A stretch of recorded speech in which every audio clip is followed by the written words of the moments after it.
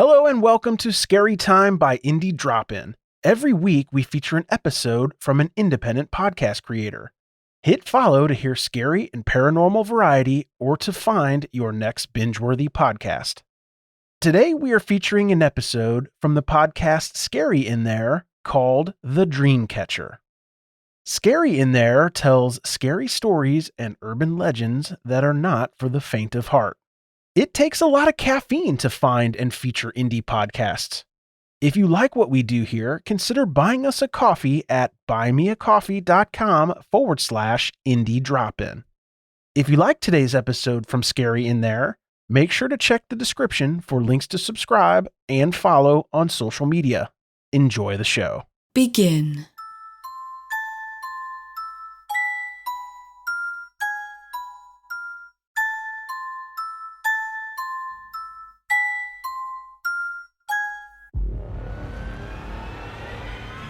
Welcome. We are your hosts, Lisa and Jill.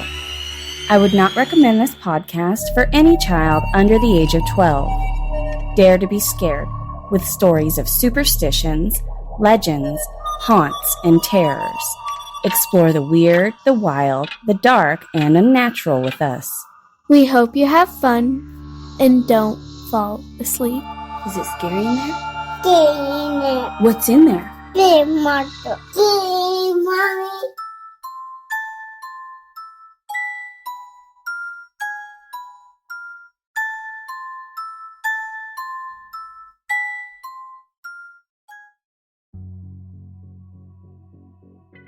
There's something you have in your room that you have many of.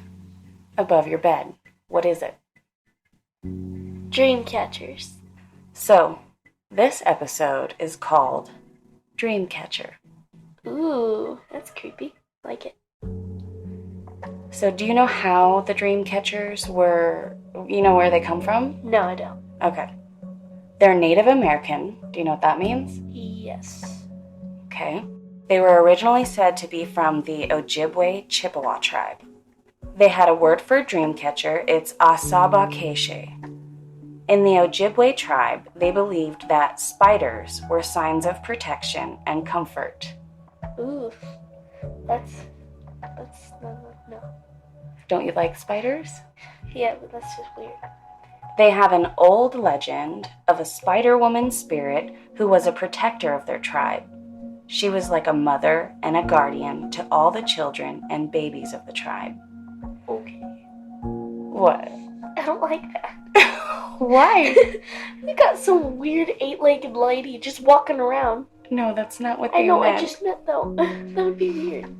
The tribe was growing, and they were migrating to all kinds of different places further and further away from her. She wanted to keep them in her circle so she could continue to keep them safe. So she created the Dreamcatcher. Oh.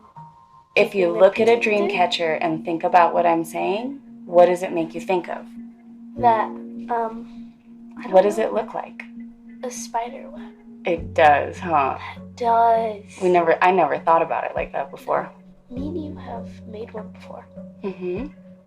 She created the Dreamcatcher. She started with a sacred circle, and she began to spin a web with twine and beads. She finished with leather and feathers hanging from the circle. She taught all the mothers of her tribe to make them before they left, so that they could be passed down for generations to come. She blessed the hands of the mothers as she taught them. She explained that there are many bad spirits wandering in the night. Mostly, they taunt the dreams of children, spoiling them, and they become rotten. But, she said, if you do as I say, you can protect your children as I do. And so they weaved. She told them all they had to do is hang the finished web above their children's bed, in a place where the first morning sun would shine on it. And while they slept, all the bad spirits and the false dreams would be caught in the web, and when the sun hit the web in the morning, the bad spirits would burn them all away. All the good spirits and peaceful dreams are caught and then given to a feather so they could slowly trickle down to the sleeping children. Oh, that makes sense. Mm-hmm. Do you like spiders? Kind of. So now that you know you have a bunch of spider webs above your bed, how do you feel about that? I mean, I don't like it, but I mean, it's also pretty cool. So, yeah. And so lots of different cultures have lots of different stories like this. And you have another thing in your room that has to do with the same kind of thing, but from a different culture. So you know how the dreamcatcher was passed down from mother to protect their children? Yeah. In Russia, they do another thing like that. They make matryoshka dolls. It like goes to the baby in the middle, and then the mother and the mother and the mother as it gets bigger. So that is it's just another interesting thing because you have one of those in your room too. And it's all about mothers protecting their children. So it's kind of neat. Yeah. So this story is about a dream catcher and about a girl named Annie and her boyfriend Chris.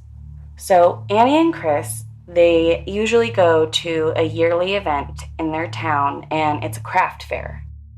And there's lots of, we've been to fairs. There's food, vendors, people selling stuff.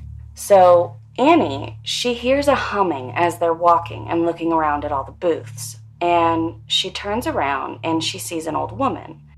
And the old woman's sitting at the booth, and she's selling dream catchers, arrowheads, and little carved stone figurines and jewelry. Annie loves jewelry, rings in particular. I have a ring right now. So Annie sees a spider ring, and she decides to try it on. And when she went to buy it, she asked how much it was. It was $15. And she's like, okay, that's not too much. And she goes ahead and buys it. The woman asks if she likes spiders. And Annie is kind of taken aback by it. And she's like, well, I love spiders. They're kind of creepy and scary. And that's what makes me like them, because I like to feel scared sometimes. And the woman holds Annie's hand as she slides the ring on for her. And then she asks if she knows what a dream catcher is. And Annie says, yeah, she's seen them before. You see them everywhere. They're like very commercialized nowadays. Yeah. But the woman explains that she makes authentic dream catchers and how it's like a spider and it catches the bad spirits in the night. She says the ones with the black bead in the middle are the strongest ones. And she tells her that she needs one, that she should have a dream catcher for evil spirits. The woman, still holding her hand, says that there's evil spirits surrounding Annie and that she can see darkness surrounding her and in her. And Annie kind of gets creeped out. I mean, I would too. So she was feeling kind of intrigued and kind of feeling sorry for the old woman, thinking she was just trying to sell the dream catcher because she needed money. And she asks how much. The woman just nonchalantly waves her hand and blows her off and says, I don't need your money. You already bought something, and that's plenty for me, but I would like to give you a gift. And she asks Annie if she would be willing to accept a gift from an old woman. Are you getting scared? No. Are you sure? Yeah. Okay, so she asks Annie, would you be willing to accept a gift from an old woman? Annie's kind of shy and nervous about it, considering what she had just said about spirits and bad juju and whatever. Yeah.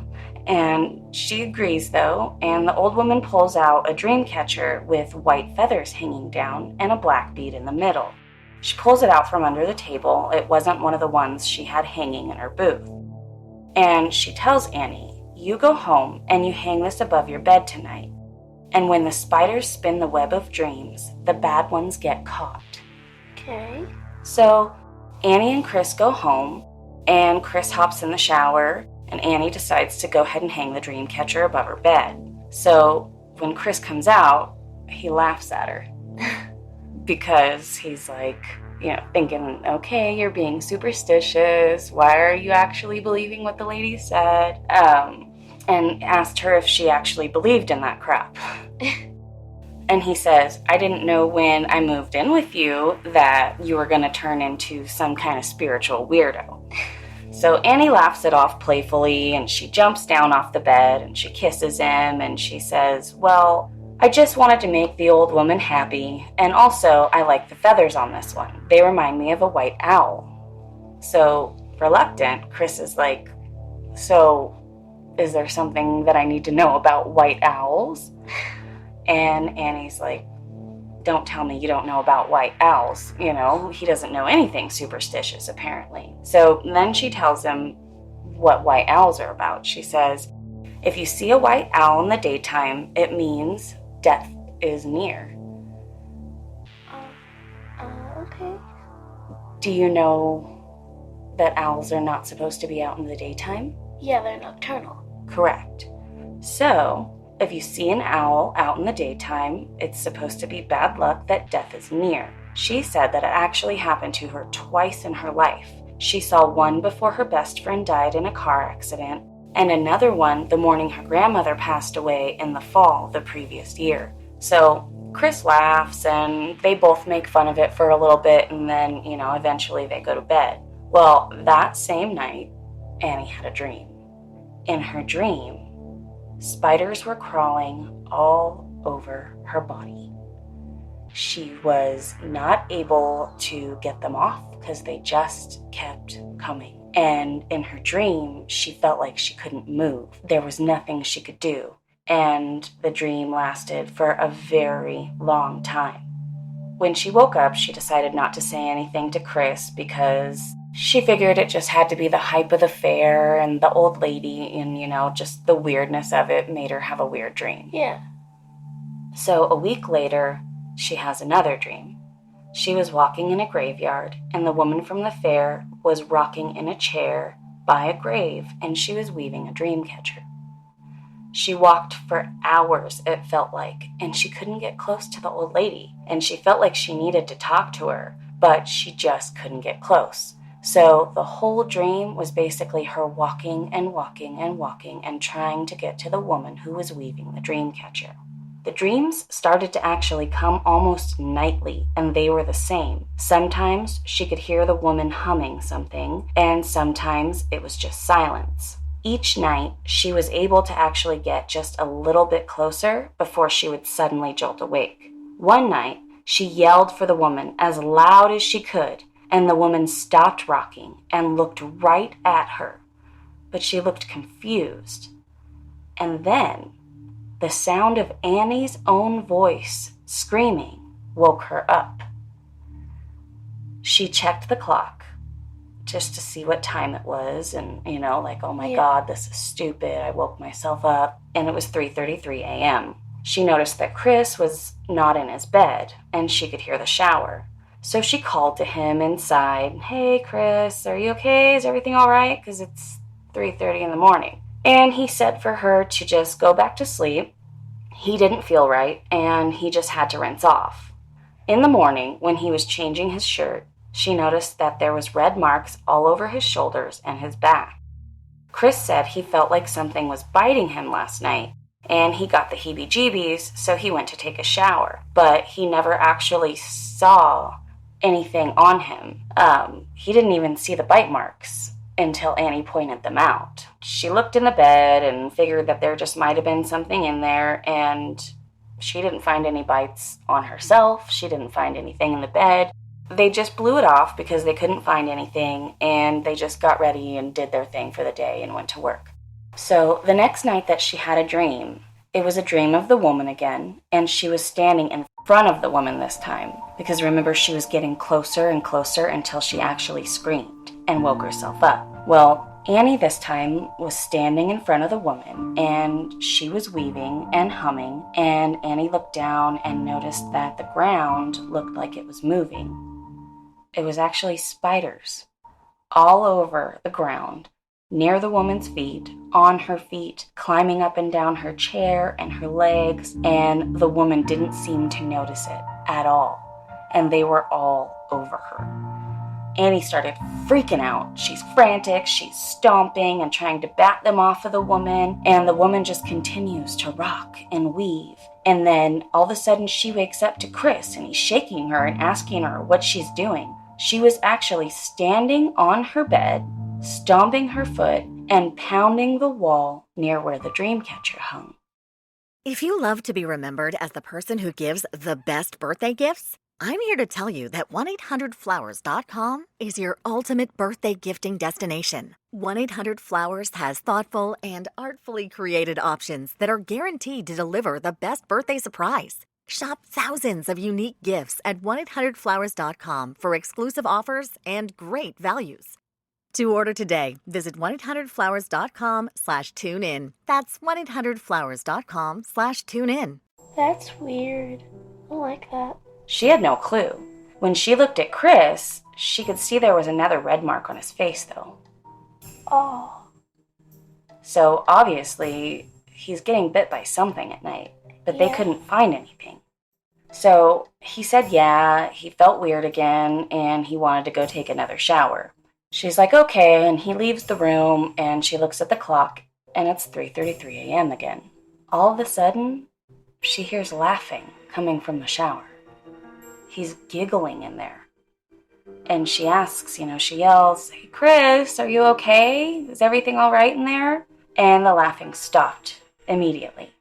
And he didn't answer her. She just figured he was laughing at the situation, at her waking up, banging on the wall, and she went to sleep. In the morning, when she woke up, Chris was sitting in a chair next to her bed where she slept. He was staring at her, and he was picking at the red mark on his face. She asked what he was doing. He gets closer to her and stares at her, and he looks confused, and he says, "Don't you feel the spiders?" She popped up out of bed as quick as she could. There was nothing there. And she told him, she's like, "Chris, what are you doing? This is weird. There's nothing there." And he shook his head, like he was shaking something off. And he stands up and he says, "Yeah, maybe you're right." They were just supposed to meet for dinner later. And she's like, "Get dressed, go on with your day, and I'll see you later." Okay. And it was fine. So Annie went to the restaurant that night, and she waited and waited and waited for Chris. He didn't show up. She was pissed. She woke up weird, he's been acting weird, and she's like, now he's not showing up to the restaurant. I don't understand what's going on. So she goes home, and she's trying to call him, and he's not answering his phone Big either. red flags. Right? Yeah. He's not answering his phone, and she is just getting angrier and angrier. Finally, she decides she's going to eat by herself, and it got late. He still didn't come home at all. And she went to bed. Why though? I would go to the police station and start looking for him.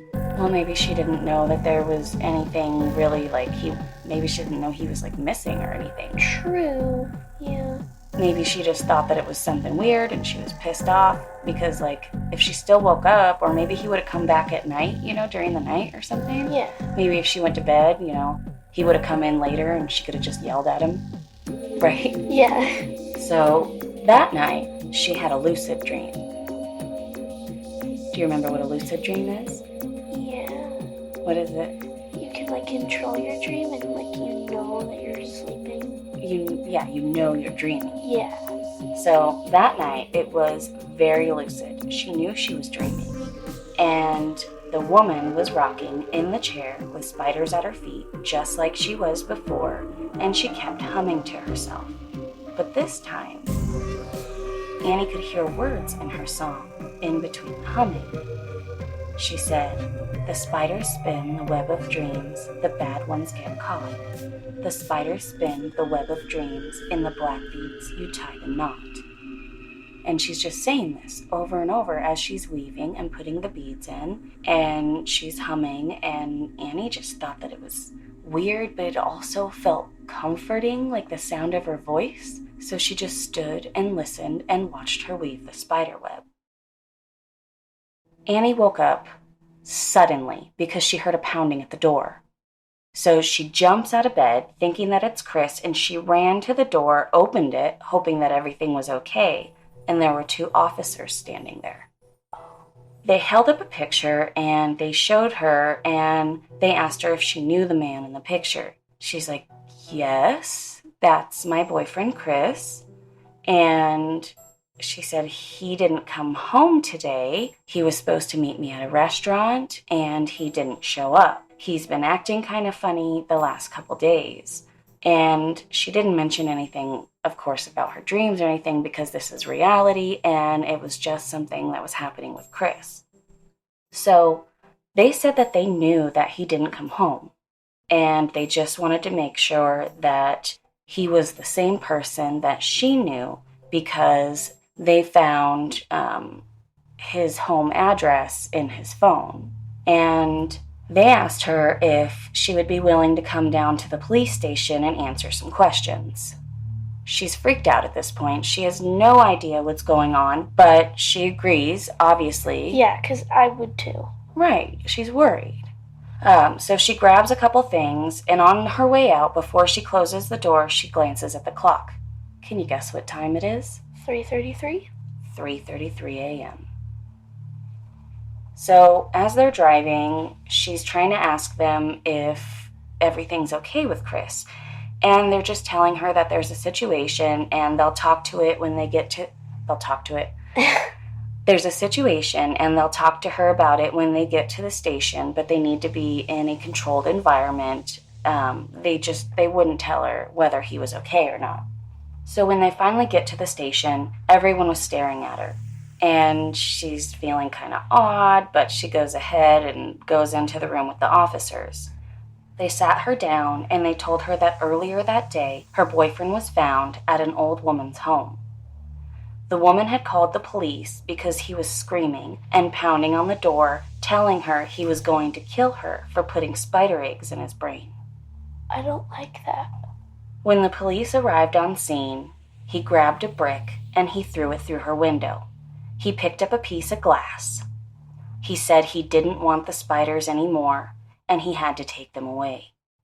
They kept yelling at him. They're like, put the glass down, and he's freaking out and screaming about the spiders that are in his brain, and he decides to start running toward the officers with the glass in his hand, and he's screaming, just get him out, just get him out.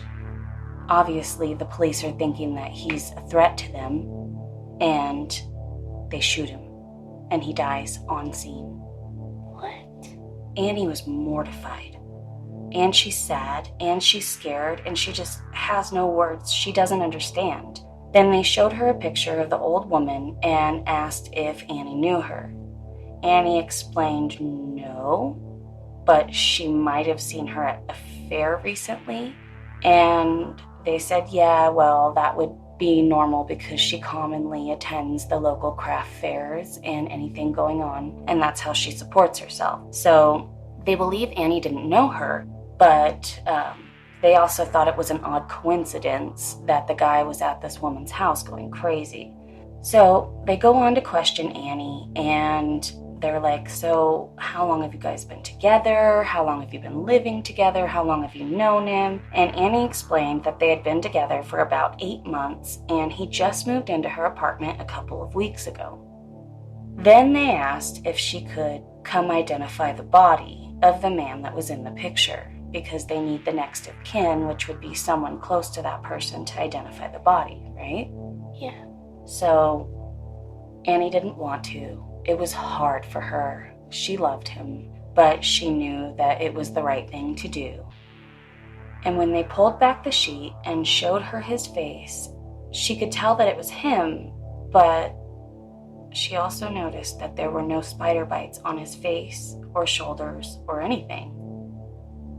And there was no doubt about it that it was him, but there were no bites. She didn't want to say anything about it because she was just creeped out at this point. But she did tell them that it was definitely her boyfriend, Chris.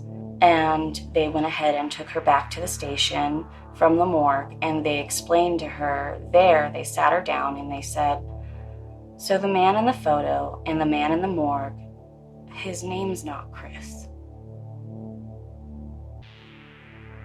They told her that she actually barely escaped death.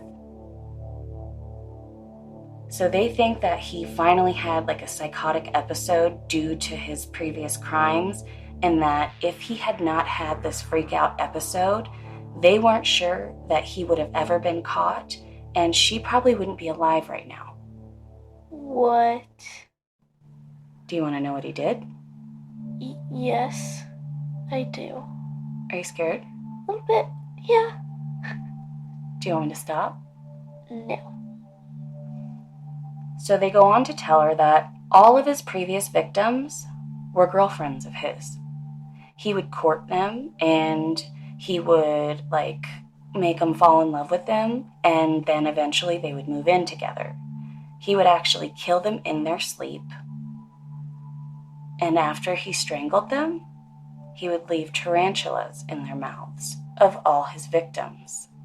I mean, I like tarantulas, but I mean that this story makes me not want to like them right now. So that was like his calling card. That's how they knew that it was the same guy every time, because they would all be strangled and they would all have tarantulas in their mouths. So Annie didn't want to say anything about what had happened. Me either. Because isn't that a weird coincidence? Yeah. Okay. So she never said anything about, any of it. And she went home and she took the dreamcatcher down and she held it in her hands for a while. And she thought about it. And she thought about the white owl and the woman. And she feared going back to sleep. She didn't want to dream. But eventually, she got tired and she fell asleep. But she didn't dream that night. That's good. In the morning, she decided to keep her dreamcatcher as a reminder every day that she was grateful for her life, and she hung it back up above her bed. I wouldn't. She waited until the next year's fair. She decided to go again, and she saw the same old woman. Again, she was just sitting there trying to sell her crafts, a normal, nice old woman. Yeah, it's a nice thing to do. She went to the old woman, and they looked at each other for a long time, and she could see some kind of understanding in the woman's eyes. And finally, Annie spoke first, and she said, "Thank you." The woman said, "No need to thank me. When you listen to nature and accept its gifts, the mothers of the earth will protect their children." What does that mean? Think about the whole story. Oh. What? Like the spider lady that like the tribe. Right. I get it now. And you know that's real, right? Yeah. The tribes and the history and the background of the dreamcatcher? Yeah.